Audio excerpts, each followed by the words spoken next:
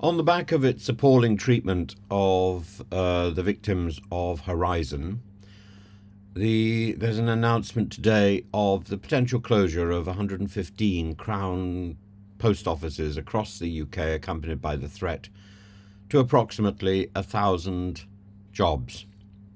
It signifies a critical juncture for this 360-year-old failing, flagging institution. This strategic shake-up, led by Post Office Chairman Nigel Railton, aims to revamp operations, placing postmasters at the heart of the business and purportedly steering it away from financial and operational pitfalls marked by the recent scandals, particularly the Horizon IT debacle.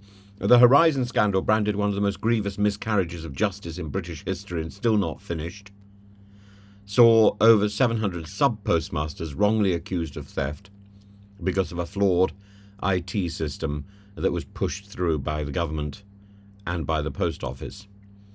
And this spectre of wrongful conviction looms over current discussions, casting a shadow on Railton's assurance of learning from past mistakes to restore pride in the institution. How can you restore pride in the institution when it doesn't serve the community that it's set up to reassure?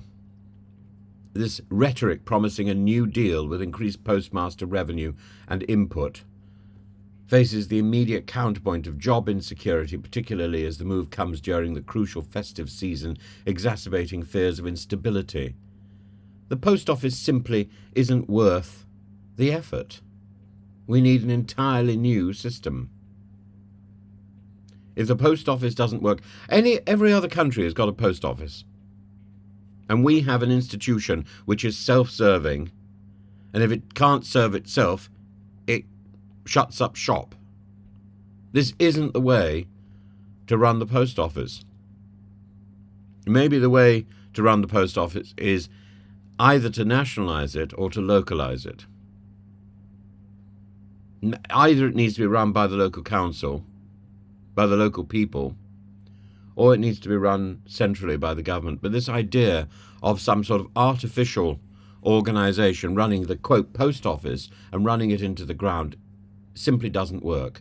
The proposed transition involves transferring these branches to retail partners such as WH Smith, or potentially closing them overnight, outright, echoing a trend of contraction since 2010, when the number of major branches numbered close to 400. While the post office's reliance on subsidies and mounting competition from digital and alternative postal services are cited as justifications, the scale of these closures risks undermining community access to essential services, particularly in areas where digital infrastructure may not fully bridge the gap. I mean, just go out into your town. Your local bank no longer exists. Now there's a possibility your local post office will follow suit. The Communication Workers Union, the CWU, has branded the timing of these closures in the middle of the ongoing Horizon inquiry as tone-deaf and immoral. Absolutely. For CWU members, many of whom bore the full brunt of the Horizon fallout, the proposal of sweeping job cuts only deepens a narrative of neglect and mishandled property. Dave Ward, the CWU General Secretary, underscores this as yet another cruel attack, a sentiment that resonates with the public's desire for greater accountability. In my own case, my local post office closed about a year ago. And it's terribly difficult to find postal services. If I want the post office, I have to go into town. And there, I don't think it's a service worth having, frankly. It's a great shame to say this. Despite assurances of government discussions, potential funding to support these restructuring efforts, the future of the post office embodies more than operational adjustments. It represents a crossroads of public trust, accountability, and a sustained, reliable service. While the notion of handing ownership to sub-postmasters could herald a more decentralised, empowered framework, the implications of service quality, job security remain hotly contested. And who wants to be a sub-postmaster, given what has happened to sub-postmasters over the last 20 years in the hands of this post office? Who wants to be a sub-postmaster? That was why my local post office closed. Who wants that job?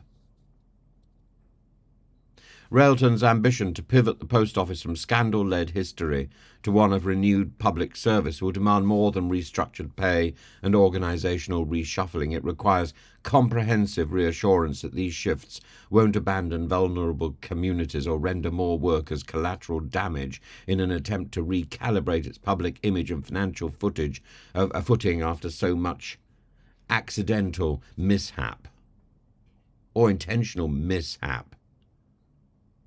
Well, one of the local shops that tried to be a post office is a sort of receiving house. It takes in post, so you can come and collect it, but it doesn't do normal postage stuff. Why? Because the post office and the council have decided there's enough post offices, postal systems in the area. And this is after one of them has closed. There is an element of madness in all of this.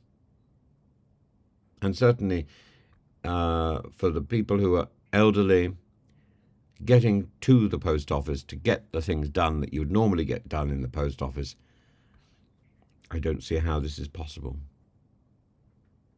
It's an entire journey just for a routine job, whereas it could have been something that was done.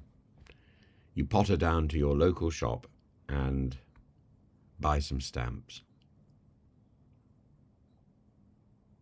Our systems are collapsing, and the arrogance of that management is unbelievable.